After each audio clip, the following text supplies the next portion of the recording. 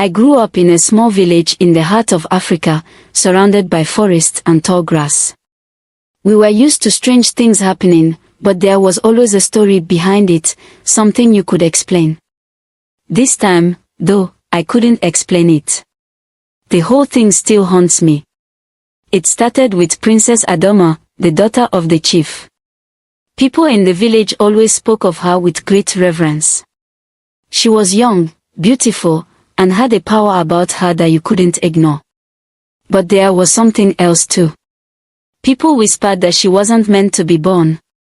My grandmother often told me the story of Princess Adama's birth. She was the result of a curse placed on the chief's family years before. Some said the chief had angered the gods by breaking a sacred promise. Others said it was because of the way he had treated his first wife. Whatever the reason, the curse was real. The story went that the gods had promised no child would come from his new marriage. But when Princess Adama was born, it was a sign that the curse had not been lifted. It wasn't just bad luck, it was a dark omen. The story of her birth haunted the village, and as she grew older, people began to fear her. Animals in the village would avoid her. Even the birds seemed to stop singing when she walked by. But it wasn't until that night, the night the strange woman arrived, that things truly started to change.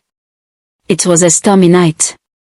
We'd been hearing rumors about a woman who lived deep in the forest, someone who could talk to spirits and see things that normal people couldn't. I thought it was just a story, something to scare children.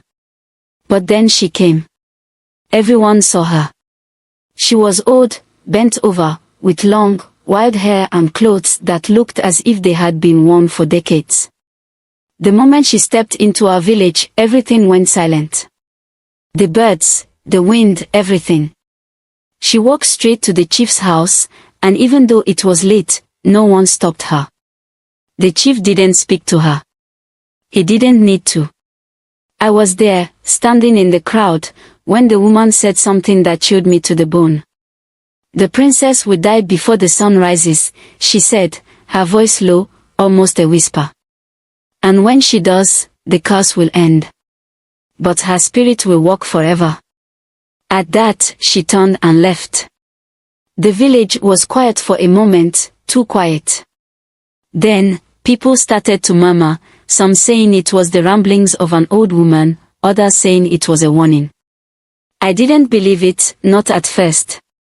But the next morning, everything changed. I was one of the first to arrive at the chief's house, along with the other villagers. We found Princess Adama lying on her bed, still and pale. Her eyes were wide open, staring into nothing. There was no blood, no injury. She just wasn't breathing. We were all in shock.